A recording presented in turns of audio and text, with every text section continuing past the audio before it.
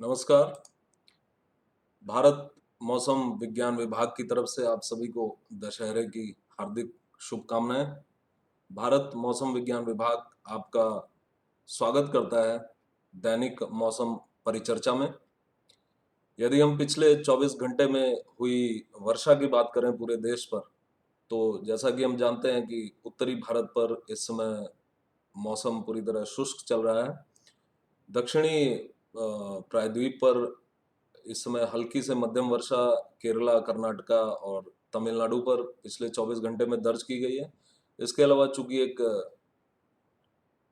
अल्प दबाव का क्षेत्र, एक लो प्रेशर एरिया हमारा है, जो कि मध्य पश्चिमी और संलग्न अ, उत्तर उत्तर पश्चिमी बंगाल की खाड़ी पर स्थित है, उस अल्प दबाव क्षेत्र के प्रभाव में नॉर्थ कोस्टल आंध्र प्रदेश के श्रीकाकुलम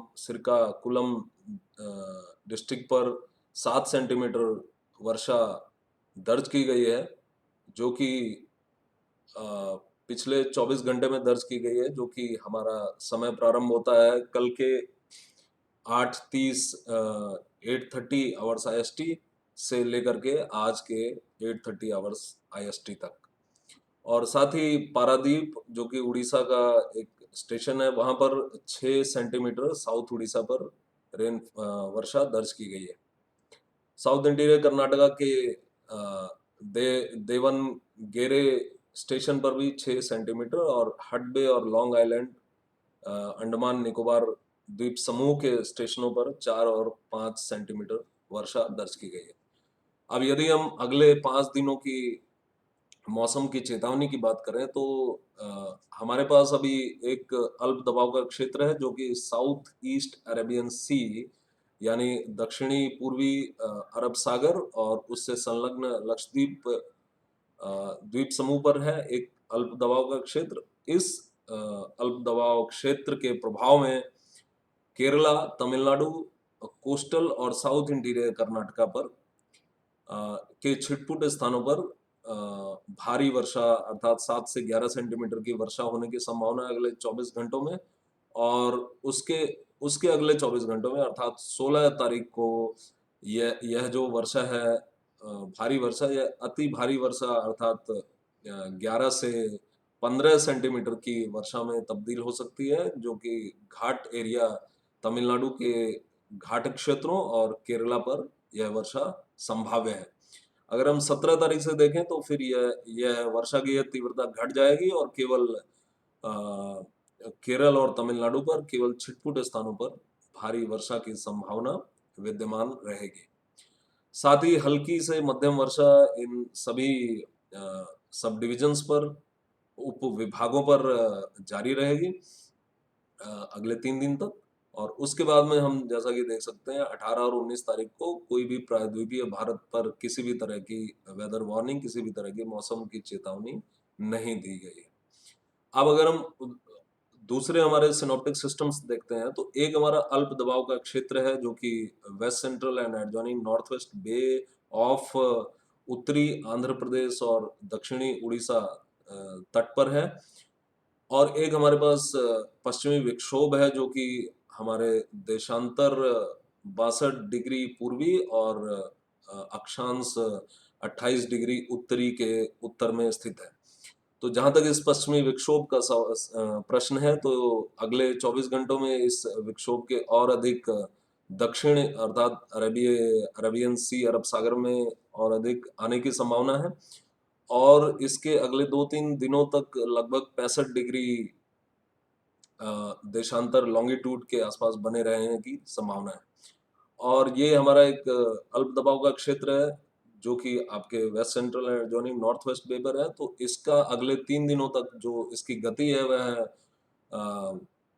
पश्चिम पश्चिमोत्तर दिशा में उत्तर महाराष्ट्र की तरफ होगी, और फिर वहां से इसके अ, अ, उत्तर पूर्वोत्तर दिशा में चलते हुए अगले 2 दिनों में अर्थात 18 से 19 तारीख तक इसके उत्तर प्रदेश के मध्य भाग पर इसके स्थित होने की संभावना है। हालांकि यह लो प्रेशर एरिया, यह जो गति होगी, यह इस अल्प दबाव क्षेत्र से संबद्ध साइक्लोनिक सर्कुलेशन की होगी, इससे संबंध जो चक्रीय परिसंचरण है उसकी होगी। और यह लो प्रेशर एरिया तो अभी अगले 48 घंटों के अंदर खत्म हो जाएगा, लेसमार्क हो जाएगा। तो इस अल्प दबाव एक क्षेत्र के अवशेष जो साइक्लोनिक सर्कुलेशन है उनसे संबद्ध जो अ, नमी युक्त पूर्वी हवाएं जो कि बंगाल की खाड़ी से इधर आएंगी, और साथ ही जो हमारे मध्य क्षोभ मंडल में पश्चिमी हवाएं हैं, इनके मध्य इंटरैक्शन, इनके मध्य अंतःक्रिया के फलस्वरूप हम देख सकते हैं कि 16, 17 और 18 तारीख को नॉर्थ वेस्ट इंडिया पर थंडरस्टॉर्म एक्टिविटी और साथ में हमारी भारी वर्षा की भी संभावना है। तो हम सब डिवीजन वाइज देखते हैं कि कहाँ पर भारी भारी वर्षा की संभावना है। तो 17 और 18 तारीख को हिमाचल प्रदेश, उत्तराखंड और उत्तर प्रदेश के उत्तरी भागों के कुछ छिटपुट स्थानों पर भारी से अति भारी अर्थात 11 से 15-16 सेंटीमीटर तक की वर्षा की संभावना है। और 18 तारीख को भी यह वर्षा की संभावना उत्तराखंड और उत्तर प्रदेश के उत्तरी भागों पर विद्यमान रहेगी। 11 से 15-16 सेंटीमीटर तक की वर्षा, जबकि उत्तराखंड में 18 तारीख की पूर्वाह्न तक जो कि 17 तारीख की देर रात्रि में भी हो सकती है, एक्सट्रीमली हैवी रेनफॉल की भी संभावना है। अर्थात 20 सेंटीमीटर से ऊपर की भी वर्षा होने की संभावना है 18 तारीख को उत्तराखंड पर। और हिमाचल प्रदेश पर इस दिन केवल भारी वर्षा की संभावना रहेगी, 7 से 11 सेंटीमीटर वर्षा। तो ये भारी वर्षा की जहां तक बात है, ये केवल इन सभी सब डिविजन्स पर, सभी उप विभागों पर केवल छिटपुट स्थानों पर इनकी संभावना की हम बात कर रहे हैं। बाकी जो अ, अ, हल्की से मध्यम वर्षा है वह इनके लगभग सभी स्थानों पर, इन सब डिविजन्स के उत्तर प्रदेश, उत्तराखंड और हिमाचल प्रदेश पर होने की संभावना है।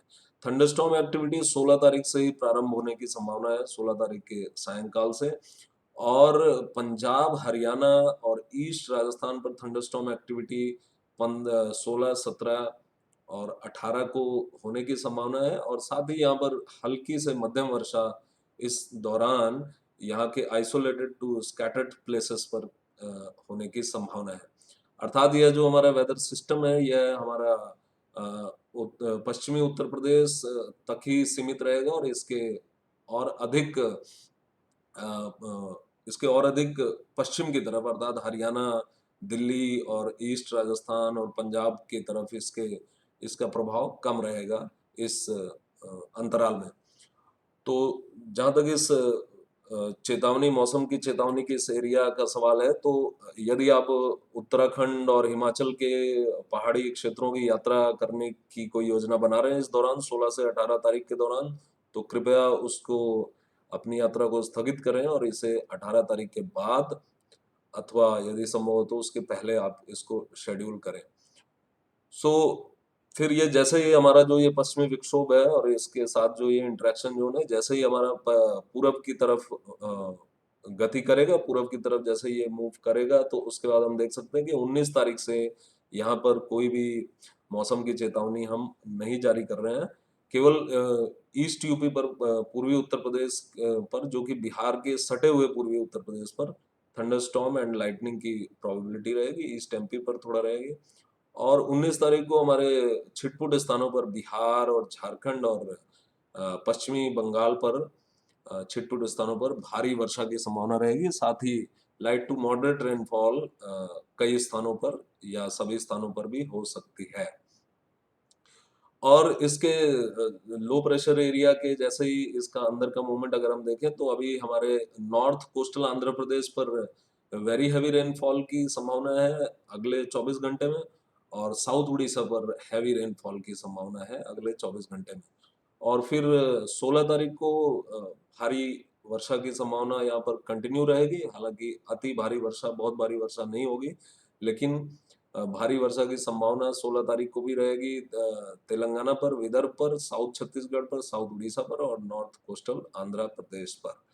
उसके बाद में फिर ये 17 तारीख को भी हमारा विदर्भ और मध्य प्रदेश पर आइसोलेटेड हैवी रेनफॉल की प्रोबेबिलिटी रहेगी, अर्थात छिटपुट स्थानों पर भारी वर्षा की संभावना रहेगी। अब जहाँ तक मानसून के विड्रावल, मानसून की वापसी का सवाल है, तो मानसून की जो वापसी की रेखा है वो इस समय कोहिमा, सिलचर, कृष्णानगर, बंगाल के कृष्णानगर, बारीपादा, उड़ीसा के बारीपादा, मलकानगिरी, नलगोंडा और बगलकोटे और वेंगुर्ला से गुजर रही है। अर्थात ये जो सफेद अ,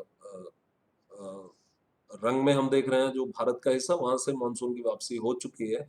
और जो हमारा ये शेडेड, ग्रे शेडेड एरिया है, यहाँ पर अभी मानसून की वापसी होना बाकी है। तो जैसा कि हम देख रहे हैं, ये एक बार ये वेदर एक्टिविटी यहाँ से होकर के हटेगी, उसके बाद फिर जो स्थितियां हैं, एटमॉस्फेरिक कंडीशंस, जो अ, वायुमंडलीय स्थितियां हैं, वो अनुकूल होंगी मानसून की फर्दर वापसी के लिए over the remaining parts of the country.